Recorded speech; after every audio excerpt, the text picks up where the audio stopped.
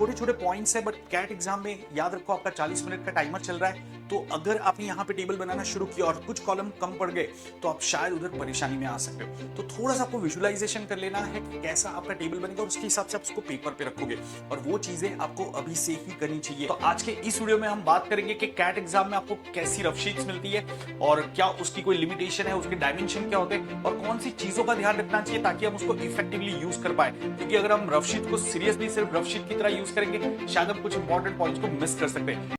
दोस्तों, जैसे ही आपके एडमिट कार्ड आउट हो जाते हैं आप कोशिश करते हो कि आप वही स्लॉट में अपने मॉक टेस्ट लिखो जो स्लॉट आपको अलॉट किया गया है। जैसे अगर आपको मॉर्निंग स्लॉट दिया गया है, आप कोशिश करते हो आप मॉर्निंग 8:30 टू 10:30 में अपना मॉक टेस्ट लिखो, and similarly afternoon and evening के लिए, ताकि आपको एक सही एनवायरमेंट का एक्सपोजर मिल जाए। लेकिन वो एनवायरमेंट का एक इंपॉर्टेंट हिस्सा है जो रफ शीट्स आप यूज करते हो। तो आज के इस वीडियो में हम बात करेंगे कि कैट एग्जाम में आपको कैसी रफ शीट्स मिलती है और क्या उसकी कोई लिमिटेशन है, उसके डायमेंशन क्या होते हैं और कौन सी चीजों का ध्यान रखना चाहिए ताकि हम उसको इफेक्टिवली यूज कर पाए। क्योंकि अगर हम रफ शीट को सीरियसली सिर्फ रफ शीट की तरह यूज करेंगे शायद हम कुछ इंपॉर्टेंट पॉइंट्स को मिस कर सकते हैं। तो इस वीडियो को आपको आखिरी तक जरूर से देखना है और इसको लाइक और शेयर करना मत भूलना। आगे बढ़े उससे पहले दो इंपॉर्टेंट एंड यूजफुल चीजें मैं यहाँ पे बताना चाहता हूँ जो आपको अपनी प्रिपरेशन में काफी हेल्पफुल करेगी। दोस्तों, रिसेंटली मैंने ये अलजेब्रा का मैराथन कंडक्ट किया था। 8 घंटे का पूरा मैराथन है जिसमें कंप्लीट अलजेब्रा हमने कवर किया है। उसका लिंक आपको डिस्क्रिप्शन में मिल जाएगा, तो अगर अब तक आपने उसको नहीं देखा है आप जरूर से उसको चेक करना। और साथ में रिसेंटली मैंने ये एलआरडीआई का फ्री एक लास्ट माइल सीरीज शुरू किया है, उसका लिंक भी आपको डिस्क्रिप्शन में मिल जाएगा। आज शाम को 4 बजे उसका सेशन है, तो इसको भी जरूर से अटेंड करना। अब टॉपिक पे वापस आते हैं और समझते हैं कि कैट में आपको कैसे रफ पेजेस मिलते हैं या रफ बुकलेट मिलते हैं। तो सबसे पहले तो मैं आपको बताना चाहूंगा कि कैट एग्जाम में आपको रफ पेजेस नहीं मिलते हैं, रफ बुकलेट मिलता है। इंडिविजुअल पेजेस नहीं होते, एक बुकलेट के फॉर्म में मिलता है। दूसरा, क्या इसकी कोई लिमिटेशन है? तो आंसर इज नो। आपको एक रफ बुकलेट दिया जाता है जो कि तकरीबन 24 पेजेस का रहता है, मतलब 12 शीट्स कह सकते हो, 24 साइड्स। लेकिन ऐसा कहीं पे भी उन्होंने अपने जो एडमिट कार्ड है उसमें ऐसा कहीं मेंशन नहीं किया कि ये लिमिटेड है।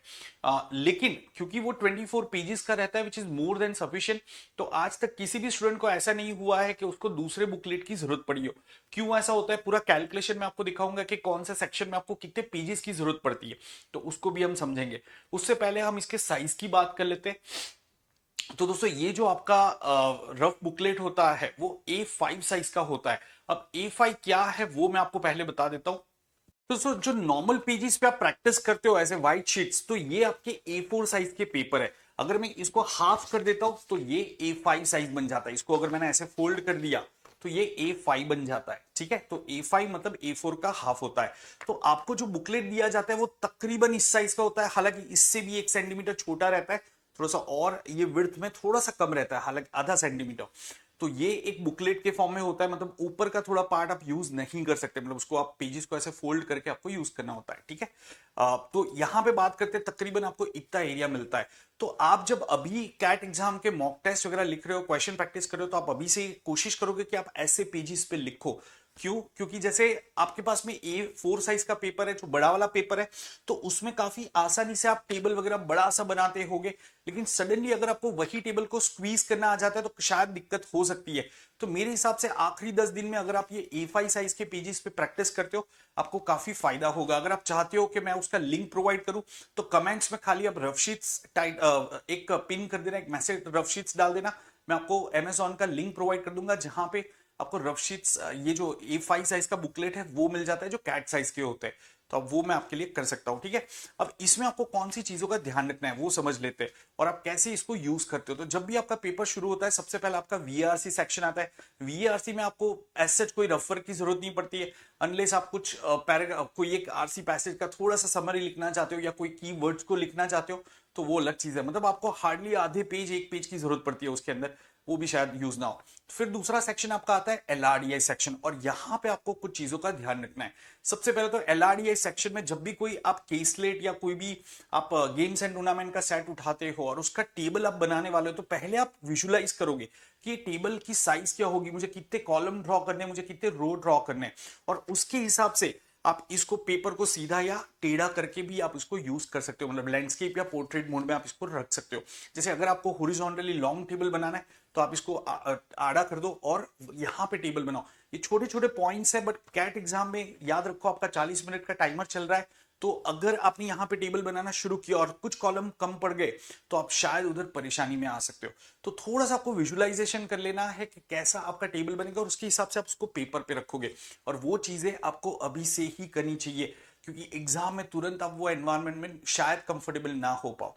तो ये चीजों का ध्यान रखना है। एक दूसरा बहुत ही इंपॉर्टेंट पॉइंट मैं आपको बताता हूँ दोस्तों, एलआरडीआई के अंदर ऐसा बिल्कुल हो सकता है कि आपने एक सेट को सॉल्व करना शुरू किया, थोड़ा सा आपने सॉल्व किया, काफी सारे केसेस बन रहे, आपको ऐसा लगा कि यार ये थोड़ा ज्यादा ही लेंदी हो जाएगा, शायद मैंने गलत सेट उठा लिया है, मुझे दूसरे सेट की तरफ आगे बढ़ना चाहिए। आप उसको आधा छोड़ देते हो और आप दूसरा सेट ले लेते हो और आपने आगे 2 सेट कर लिए। अब आपके पास में 5 मिनट बचे हैं और अब वो जो पहला वाला सेट आपने उठाया था उस पर वापस आना चाहते हो।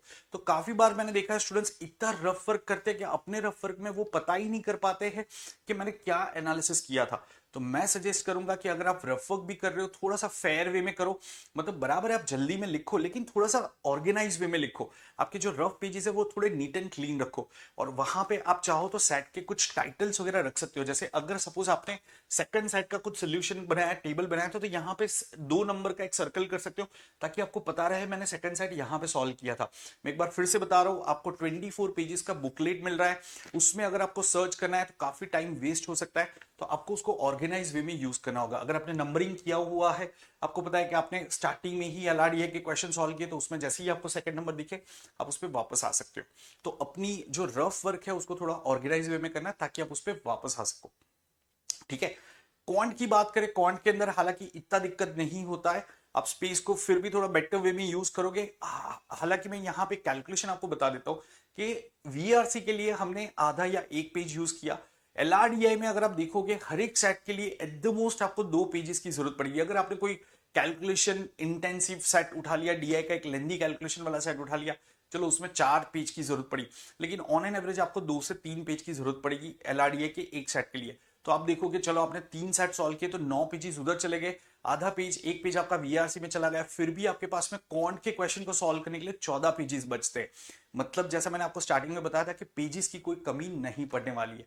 तो आपको बिल्कुल इसके बारे में नहीं सोचना है कि सर मुझे दूसरा बुकलेट मिलेगा नहीं मिलेगा, किसी को इसकी जरूरत नहीं पड़ती है। अच्छा, एक और पॉइंट मैं यहां पे बता देता हूं दोस्तों, जब भी आपको बुकलेट मिलता है तो सबसे पहले उसके ऊपर आपको अपना नेम एंड जो एनरोलमेंट नंबर है वो मेंशन करना होता है। तो ये सारी चीजें पहले ही कर लेना, आपको वैसे इंस्ट्रक्शन दिए जाएंगे और ये बुकलेट को आपको उधर सबमिट कर देना होता है। सबमिट इसलिए करना होता है ताकि कुछ कोई भी स्टूडेंट्स वो क्वेश्चन को बाहर लिख के ना ला पाए, तो वो चाहते हैं कि वो सीक्रेसी मेंटेन रहे, इसलिए आपको बुकलेट उधर सबमिट कर देना होता है। तो उम्मीद करता हूँ ये जो सारी इन्फॉर्मेशन मैंने प्रोवाइड करी है ये आपको यूजफुल होगी। कमेंट्स में मुझे बताना कि आपको कैसा लगा ये वीडियो, और कोई और स्पेसिफिक क्वेरी है तो आप वो डेफिनेटली मेंशन कर सकते हो। बाकी जैसे मैंने बताया मैंने आप लोगों के लिए काफी सारे मैराथन्स कंडक्ट किए, तो एक बार जल्दी से मैं आपको दिखा देता हूँ कि क्या क्या मैराथन कंडक्ट किए और आपको उसको कैसे यूज कर सकते हो। तो दोस्तों मैंने क्वांट के लिए नंबर्स, एरिथमेटिक, एल्जिब्रा, ये सारे टॉपिक के मैराथन कंडक्ट किए। मॉडर्न मैथ्स का मैं कमिंग डेज में मैराथन कंडक्ट करने वाला हूं, तो उसके लिए भी आपको मेरे साथ जुड़े रहना है। कैसे आप मेरे साथ जुड़ सकते हो, तो आपको मेरा टेलीग्राम चैनल सबसे पहले ज्वाइन कर लेना। मैंने आपको दिखाया था टेलीग्राम चैनल, स्टार्टिंग में भी दिखाया था, तो ये टेलीग्राम चैनल को आपको ज्वाइन कर लेना है। यहाँ पे आपको सारे सेशन की लिंक मिल जाएगी, कौन से मेरे फ्री सेशन आगे आ रहे हैं, कौन से कॉलेज के डेडलाइंस खत्म हो रही है, सारे अपडेट्स आपको इस चैनल पे मिल जाएगा, तो इसको जरूर से ज्वाइन कर लेना। और जैसा मैंने आपको बताया कि क्वांट के मैंने ये सारे मैराथन कंडक्ट किए, तो उसका प्लेलिस्ट का लिंक मैं डिस्क्रिप्शन में रखवा दूंगा, तो आप उसको जरूर से चेक करना। दूसरा, एलआरडीए का अभी चल रहा है, ये रिसेंटली मैंने शुरू किया है, उसका पार्ट 1 कंप्लीट हुआ है, मतलब पहला सेशन कंप्लीट हुआ है, दूसरा सेशन आने वाला है। तो ये भी एक फ्री सीरीज है, तो लिंक आपको डिस्क्रिप्शन में मिलेगा। वो अनअकैडमी लर्निंग ऐप पे हो रहा है, ठीक है। जो क्वांट के सेशन है वो तो मैंने यूट्यूब पे किए, लेकिन ये एलआरडीए का जो सीरीज है वो अनअकैडमी लर्निंग ऐप पे हो रहा है। तो ऐप पे इसलिए कंडक्ट किया है क्योंकि उधर पोल वगैरह हम कर सकते हैं, आपको भी पता चलेगा at the end of the session. अगर मैंने आपको 20 क्वेश्चन कराए तो उसमें से आपके कितने सही हुए और हर एक क्वेश्चन के लिए आपको कितना टाइम लगा था, ये सारा चीजें आप उधर देख सकते हो।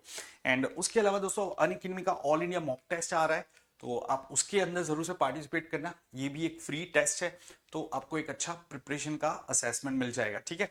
बाकी अगर आप कैट 26 को टारगेट कर रहे हो तो आप मेरा कोड शार्टेन यूज करके अनअकैडमी का प्लस या आइकनिक सब्सक्रिप्शन ले सकते हो, so that you can prepare under my guidance. उम्मीद करता हूँ ये वीडियो आपको हेल्पफुल लगा होगा। मिलते हैं अगले वीडियो में दोस्तों, till then bye bye, take care.